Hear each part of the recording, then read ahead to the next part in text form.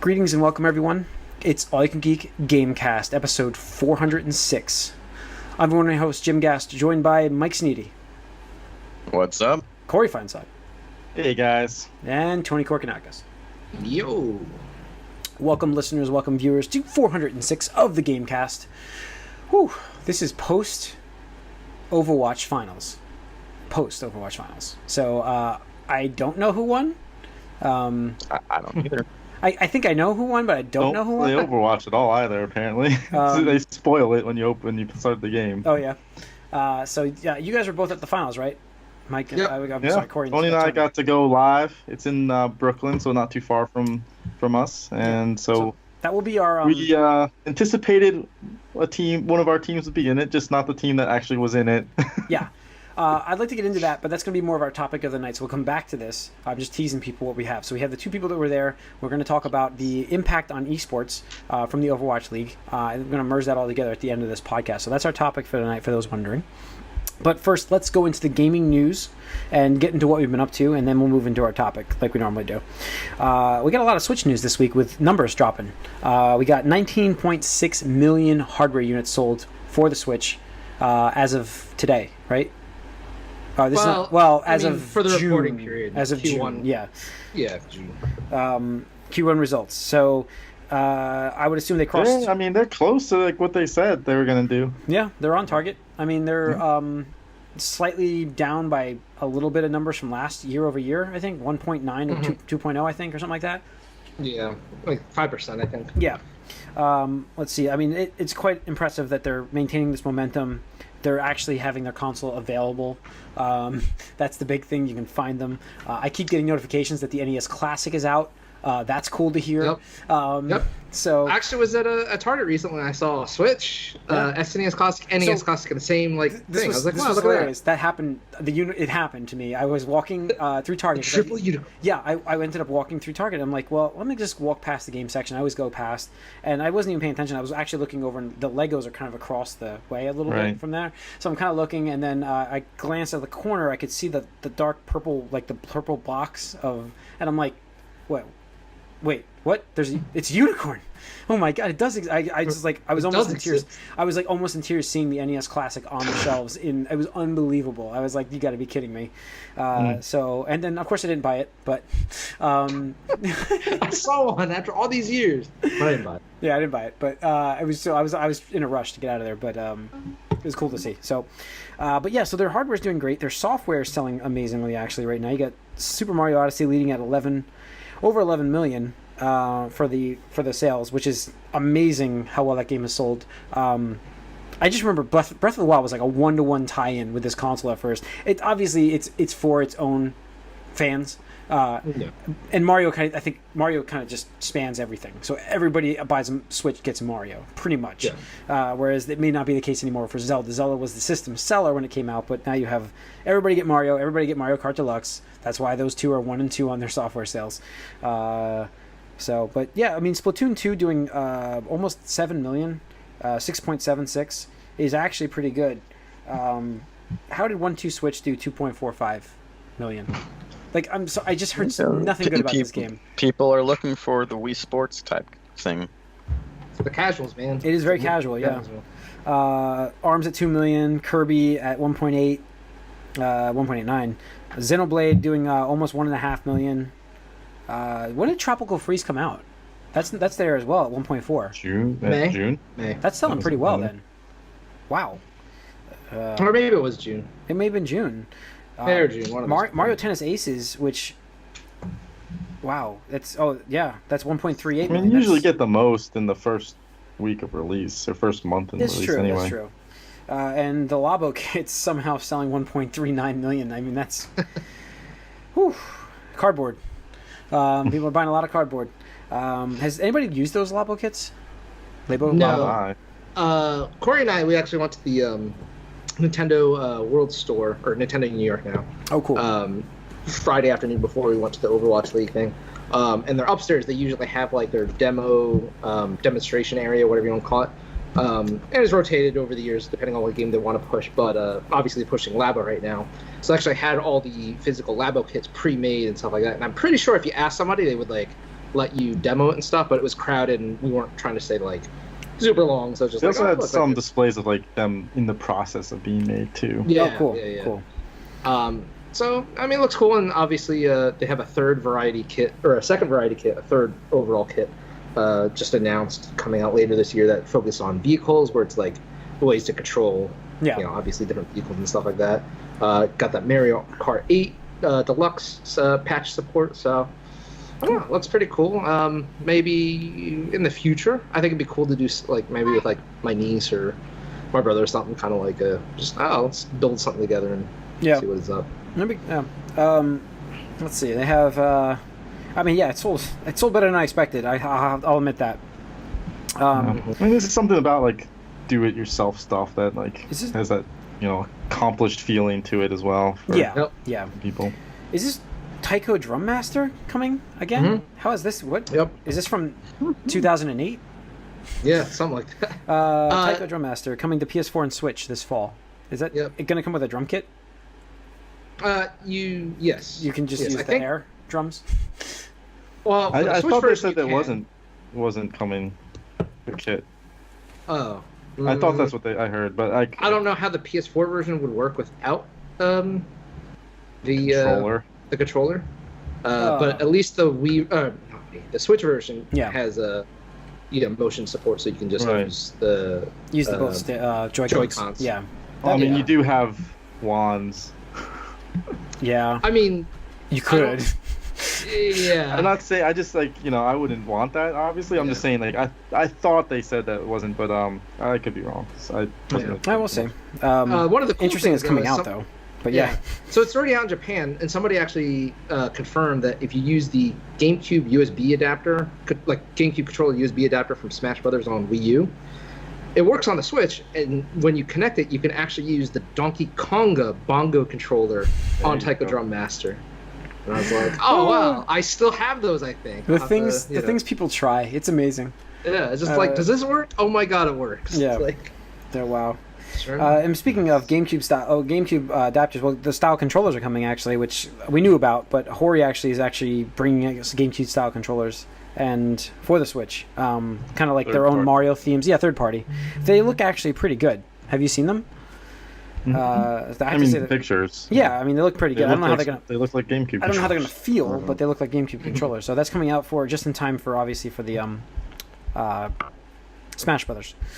So yeah, and let's see. So not much in news this week. We have also the PS4 has now 82.2 million consoles sold. Clearly that's a flop. So they need to release a console immediately. I still don't understand the time frame of 2020. Everybody says 2020 right now for this next gen. It's a nice round number. It's happening. I know it's happening. It's just I don't understand it happening because it's still selling. I guess it's year over year now. It's declining. Is that what's happening? I don't think so. They're not producing as many PS4s each year now. Well, no. It depends on how it plays out. But Sony's official projections for this fiscal year were lower than last. That's what I mean. So it could go the other way, obviously, but they're projecting not. I mean, it's impressive to sell that many. I don't know. If it's only going to 2020, I don't think it's going to make 100 million. But yeah, I don't see hitting 100 million before they release a new console. Yeah. Doesn't mean it won't afterwards. It may after. No, I mean, it might after. It'll definitely hit it. Okay. It depends. I mean, I think at its current track, it should hit 100 million probably by 2021. The next, I think probably within 12 months right now. Really? 12 months? Hmm? Well, no, I'm sorry. No, hold on. It's going to need to get like 18 million units, whatever. Yeah. It's going to be, I think so. I think by end of 2019. So March 2019, they're planning 96 million. That's actually going to be close. He's right. So, I mean, that's close. So, we'll see. Wow, and that's, it's up and on though. It would definitely. I mean, it will hit. It will. It's It will just a once matter it. of when. Because don't forget, once the PS4 5 whatever it comes out, it'll drop price of this, and that's when this thing will sell like hotcakes at $199 or $159, $149. I don't know, man. I don't know. I expect them just to pull like the plug, just like they did on the PS3. Because as soon as that PS4 came out, PS3 just dried up. That's like, true. At least Yeah. retail chain, but games. But they didn't sell as many. I mean, this is selling. PS3 was a not a winner. But PS2 sold. Well, PS3 ended up forever. selling more worldwide than Xbox 360. It did. PS2 sold forever after it was done. You know what I mean? Like sold forever. Yeah, because it was the value was just too good. That's what I'm saying. They could do with this console as a Blu-ray player and everything. I mean, right. But they also supported it. It doesn't do 4K though. Oh, that's right. I was gonna say 4K Blu-ray, but it's not. It's not 4K. That's what I was using as the sales example, but it's not because everything's Blu-ray now. But all right, that's it for gaming news. Spider-Man's gone gold. So Yeah. Yes, That's done. so it's not getting delayed. No, I didn't think it was. My generation of delayed has finally. I think hit their stride. It took them. It took them the whole generation. We're almost done, but it's finally. I'm finally have confidence that games are coming out when they Was say that the 7th it comes out? Yes. So my wife and I are going away for our 5-year anniversary that sorry. weekend. That's okay. We'll send you screenshots. Yeah, So- the 7th. Priorities. Yeah, it is priorities. So, real life. All right, that's all for news. Let's get into what we've been up to. I know you guys were in the city. Did you guys get to play anything, Corey? Anything? I played some more Xenoblade. Have you finished it yet? I'm close. I'm almost there. Just chipping away at it, just because Destiny's been like taking over. Really? Just like I'm sorry. it got me back. Really? And That sunk its teeth into you.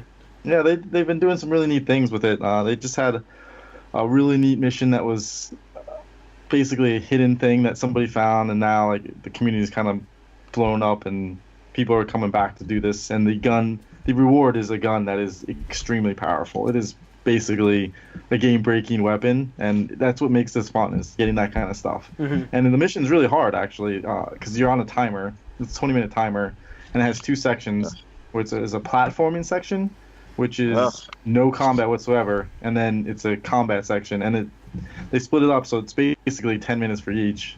But if you can get through the platforming section quickly, then you can give yourself more time in the combat section, and you really need that because it is difficult.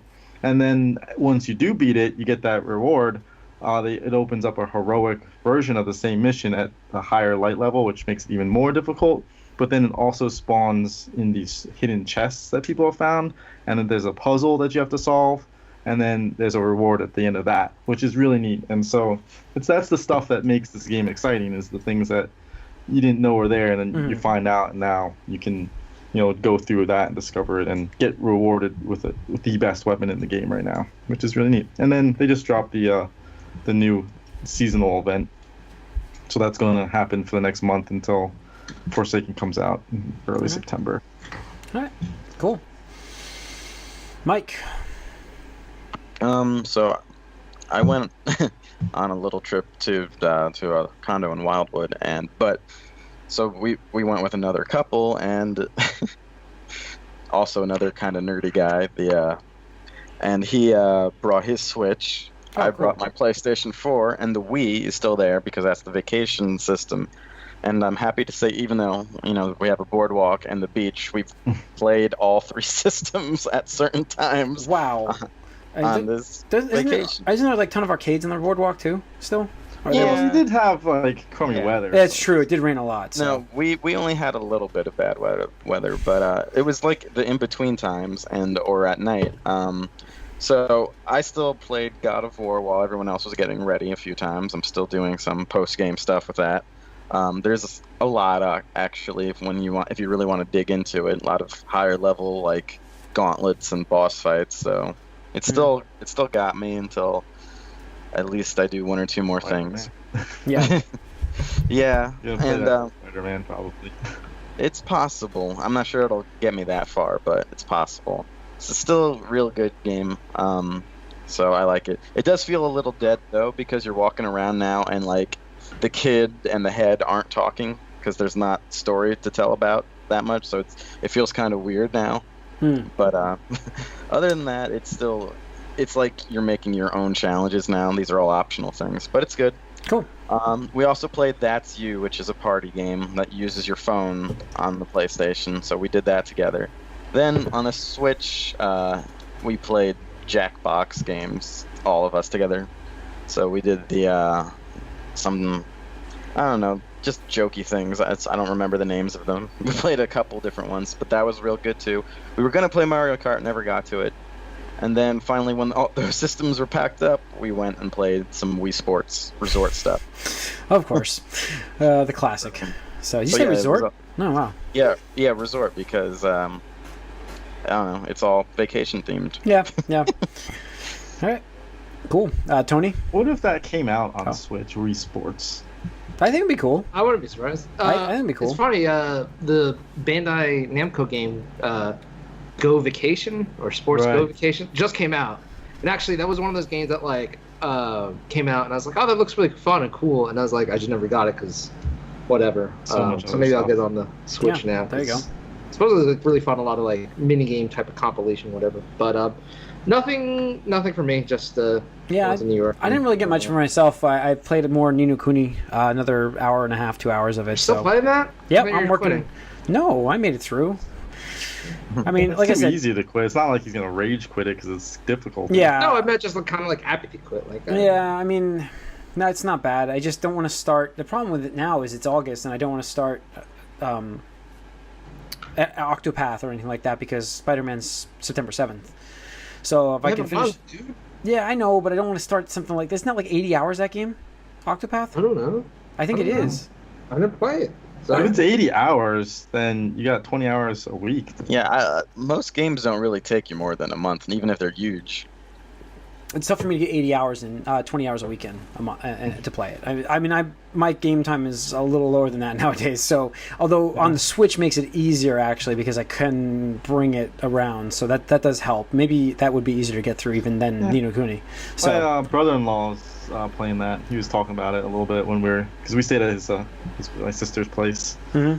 So he's been enjoying it, and he didn't realize that the characters' names also they spell out Octopath. And we mentioned that. He's like, "Oh no, now I have to do it in the order." Yeah. So cool.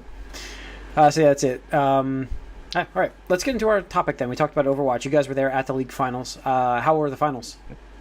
I mean, this is amazing because. Like video games, we've grown up with video games entire life, and they've always been that thing that like, oh, it's a video game. Whatever. Grow up, you're not kids anymore. Yeah, and I've heard that a lot. Now it's becoming this thing where it's getting picked up by, network television, and it is a official league. And the thing about this league is that they regionalized it, so they've made it so that there's investment for the teams outside of what. These other like esports teams are. Like there's tons of these esports teams, but unless you are so ingrained into these different into a specific game and you can follow those players, you don't really care about the teams so much. So like seeing like this all come together and culminating into a sold out arena of like over 18,000 people it's ridiculous. It's mind blowing. Mm-hmm. I mean, I saw the screenshot. I saw the shots like of the amount of people there. It was pretty awesome to see, but I didn't actually get to watch much of it, any of it. So, but go on, Tony. Go on. No, I was just gonna say like, in terms of like cool gaming experiences, like ever, like this definitely ranks up there because, again, it's just crazy to think that there are that many people that travel to New York City to watch, essentially like 12 people play Overwatch League. For $1 million. Let's like play a video game. Right, a video game. It's like all these people are watching, like 12, like young adults try to play each other for $1 million. And it was just really awesome experience. So much energy in the air. The venue was awesome too. Because it's like if you listen to music, it's a cool thing. You listen to music, rock out, whatever. You go to a concert, like the energy that's in the air and the enthusiasm that's there, almost, and like you could even not like the music at a concert and still like everything there. Yeah, and the experience of being there with people and all like everyone there around you is there because they're fans of what's happening in front of you, and you're all getting excited. It's just like there's a different feel. Yeah, I know what you mean. That's actually good. I like that comparison because I understand like going to a concert, and even if you're not like, okay, I'm not really a big fan of this band, but once you're there. I think, Tony, you talked about it last week even. I think you were at one. And it's like the energy just draws you in. Yeah, and you're not a big fan of them, but it just draws you into it where you're like, this is awesome. Yeah. I mean, it's the same idea, I guess, with this. It's interesting to see. Wow. So, all right. Well, who won? Spoiler alert. Yeah. But it was Philadelphia against London in the grand final. Was it across the pond? Yeah. They brought it back. Yeah. They took it. Literally, they even said, "Oh, we're bringing it back to London. It belongs in London." I'm like, "You motherfuckers!" Like, yeah. So I mean, there's that whole like in the World Cup, like it's coming home memes or whatever. Yeah. Like they did the slogan there, and so they got it here with Overwatch. London took it. What was the score? Profit was the DPS guy. He won MVP.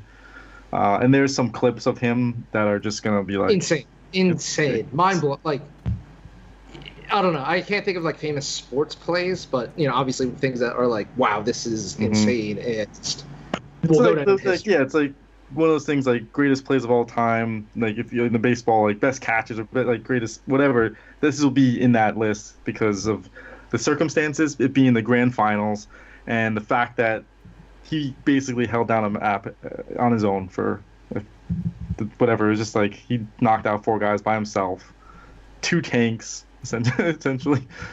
What does he play? Who does he play? He played Tracer in this one, but he plays different characters, obviously.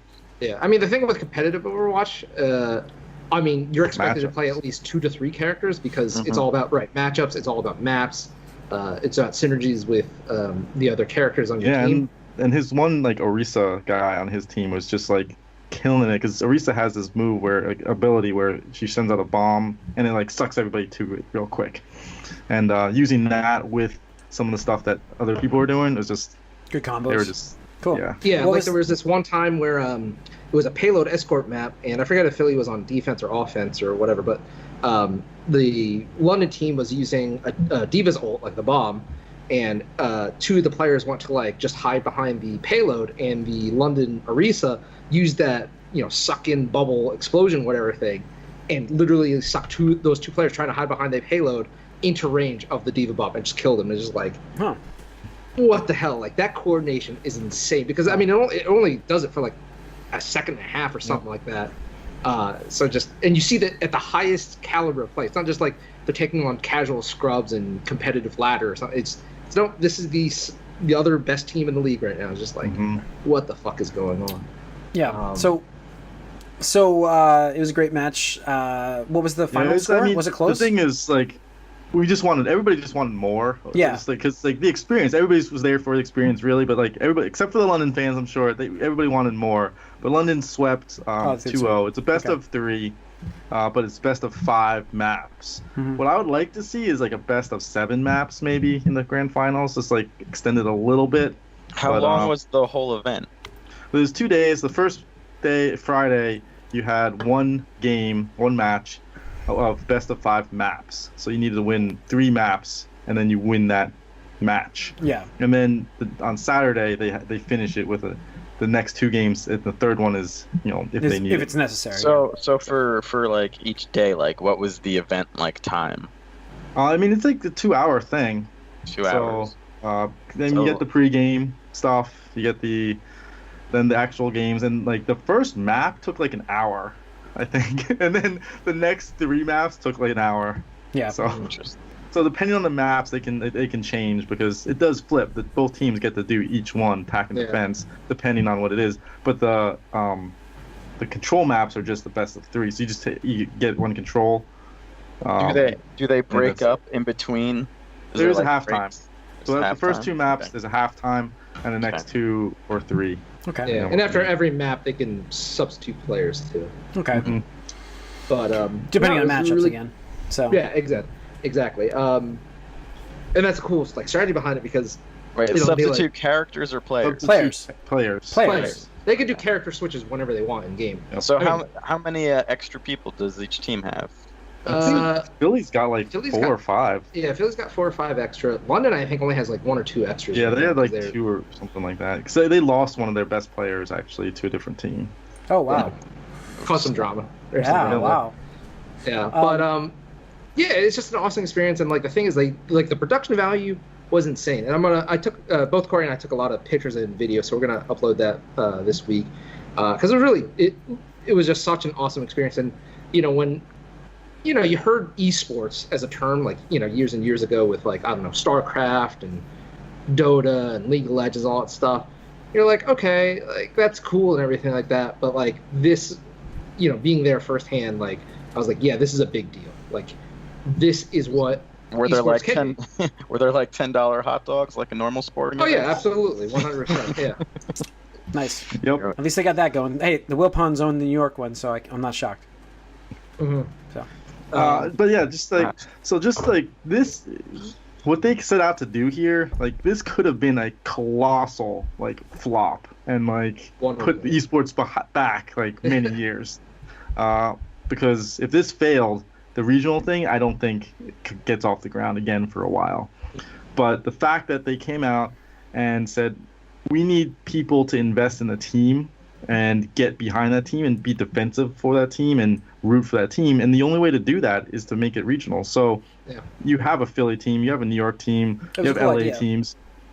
And so now, because you have these teams in your city, you feel more obliged to like root for them and to get to know them and to. It's like a sport. Yes, and I mean, it's legitimizing it way more than saying this is Cloud9 or NRG. Like, who knows what that even means? That doesn't mean anything. You're right. I don't know what that means, but like, so what does this mean for the esports community though? Like, in terms of like going forward, does this give us more? Like Tony, we were talking about it afterwards. It's like because it's just the hype factor behind this is amazing, and if this succeeds, it's just going to make every other esport, like any other game, really. So what else could you see happening then, like in terms of? Well, I mean, their goal is to eventually have teams playing in their cities. Right. So if you have teams playing in your city, you are going to build structures for that, or have arenas for that, essentially, and then that could bring in other games too to use that in the off season or something, or in different. Because you're not going to do it every day, so who knows? You could have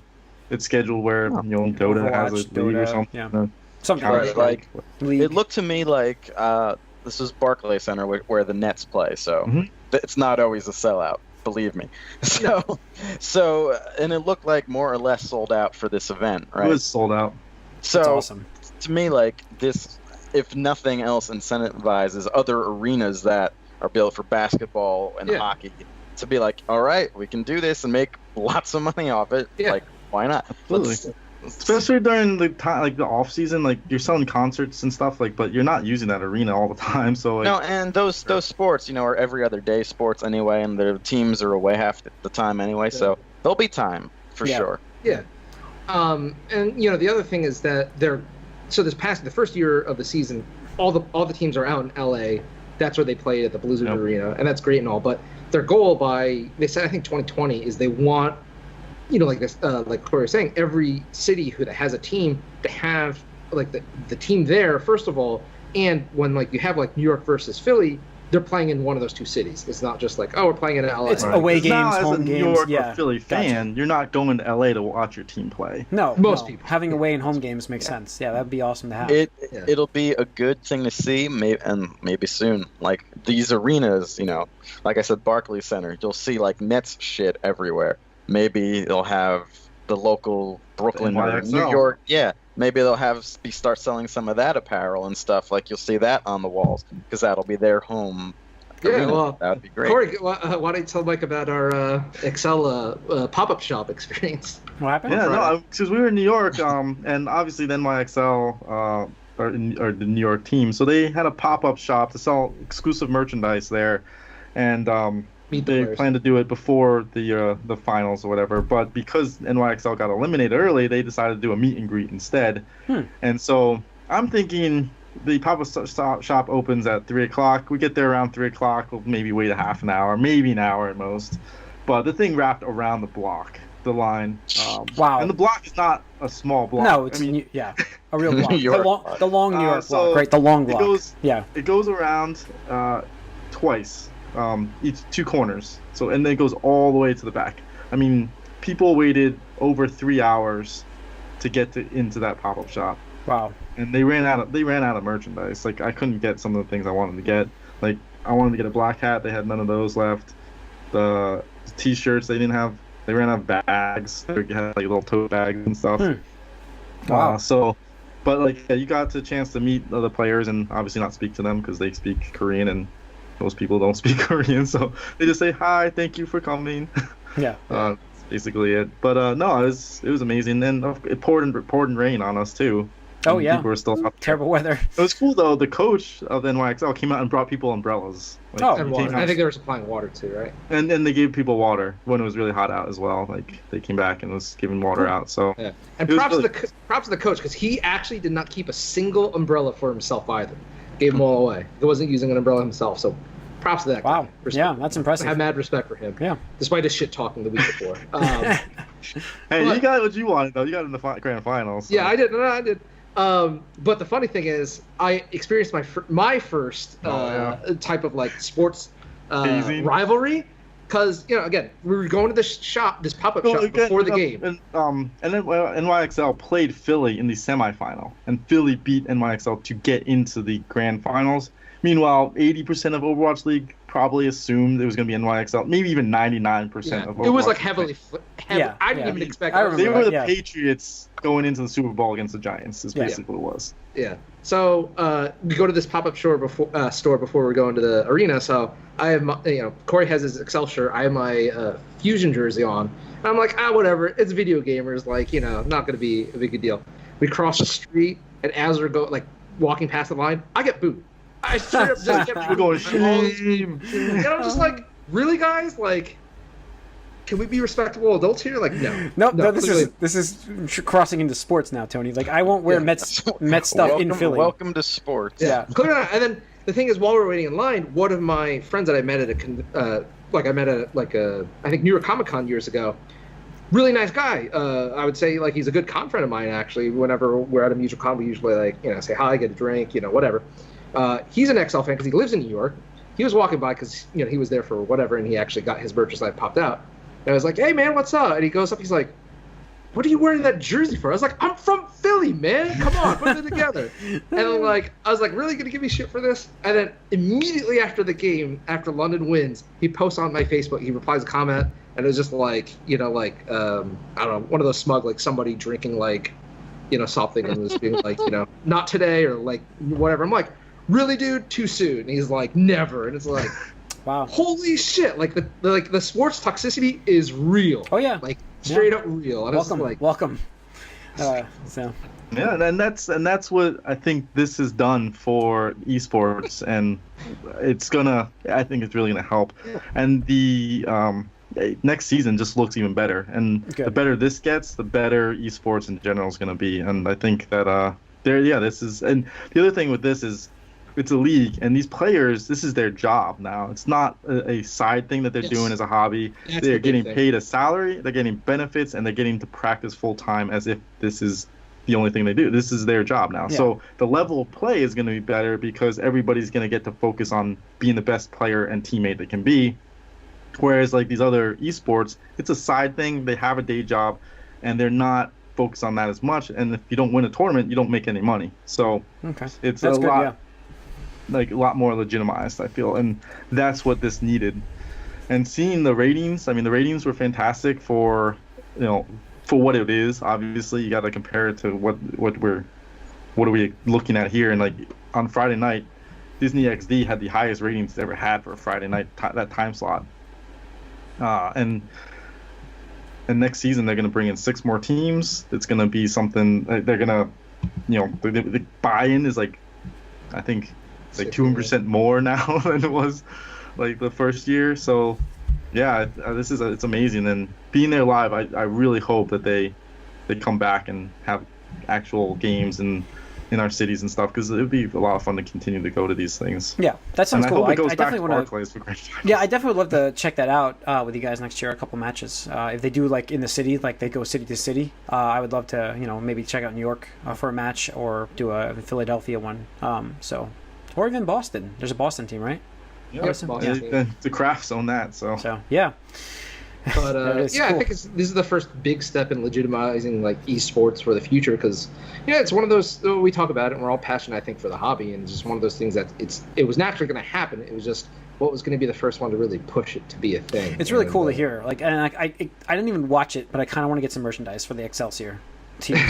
I do. I just They kinda- have a big sale right now, so you should get some got my clearance stuff. shirt on. I should do that. Yeah, I'll do that. But I mean, and just being there, like you're talking to so many fans. Like again, it's like kind of going like the PAX or something like that. But instead of like, or New York Comic Con, but instead of like kind of like, oh, we're just into general nerdiness or general video games. It's like we all enjoy Overwatch, and it's like that is insane. It's just crazy. Like 20,000. Like I think somewhere it's close to 20,000 people. And and the stadium. It's funny because the stadium's max capacity is only like 17,800 something, but because of the floor, obviously, they were able to boost it up another couple thousand. Yeah, and I mean, we talked to people online, and like, there's some people from London that came for this match, and it's just like, wait a second, you flew from London just to watch the grand finals of Overwatch League. That's just because London's in it. That's crazy. And it's cool. I mean, you got to see families there, like parents with their kids and stuff. And the other cool thing is they do have the casters. You can hear them, because if you couldn't, like the Friday night, it was hard. The mixing wasn't there, so it was hard to hear the casters. You really weren't able to hear what they were saying. And with a video game and with Overwatch specifically, I think it's kind of hard to keep up with everything that's happening on the screen. Mm-hmm. And they're not always. And you need a good game director. You need somebody who's able to flip cameras, like to make it the most understandable as possible. And I think they did a great job with that. And the casters really help with getting everyone on the same page and understanding what's happening. But because we're all such like big fans and stuff, it's amazing when like huge plays happen and everybody just jumps out of their seats and it's like, it's so like. So first of all, like they gave everybody this bracelet, and I don't know how it works, the specifics, but basically whenever like Fusion was doing well or did a huge play, the bracelet would glow orange, like it would light up orange, or if London made a huge play, glow the light blue. So it's just crazy because like you just see the sea in the crowd because it's dark, and then you see all these lights and just like lighting up. And they provided these things called clap sticks or thunder sticks. Thunder sticks. Yeah, and it's just like it's just crazy. People are yelling and chanting and just so much energy. Just like over like 12 people playing a video game right now. Yeah, it's cool. It must have been a cool environment. So and I can't imagine what it was for those like guys, because this has got to be the biggest crowd they've ever played in front of live. Yeah, exactly. It's like imagine playing in front of 20,000 ish. 20,000 people live, and then 1 million people online or network television. It's like that is just crazy, for a video game. So cool. Hopefully it does, really well for both the game itself and the future of esports. Because I'd love to see personally League of Legends stop that model because I love that game. Or like Mike, I know you're interested in Rocket League a lot. They have like a pro Rocket League circuit, but maybe they could do something like that similar, or whatever the next game is going to be. I mean, shit, like Fortnite tournaments could be a thing at Barclays and stuff like that, or just like 100-man, LAN tournament and stuff like that. Just yeah, I could definitely see Rocket League becoming a big thing, just because it is soccer, just with cars. Yeah, exactly. Yeah, it could be. It's easy to understand. Yeah. Cool. All right. That's going to wrap up 406 of the Gamecast. Thanks for tuning in, everybody. Write us podcast at allycangeek.net. Follow us on Twitter, allycangeek. Like us on Facebook, and subscribe to our YouTube channel. Tune into the spoiler cast coming up on the Ant-Man and Wasp if you have watched it. If not, watch it and go, then tune in. And next week. So I finished this podcast like I did the movie cast, but I'm not going to finish with Excelsior on this one. No, choke artists. Choke. All right, that's good. We're done.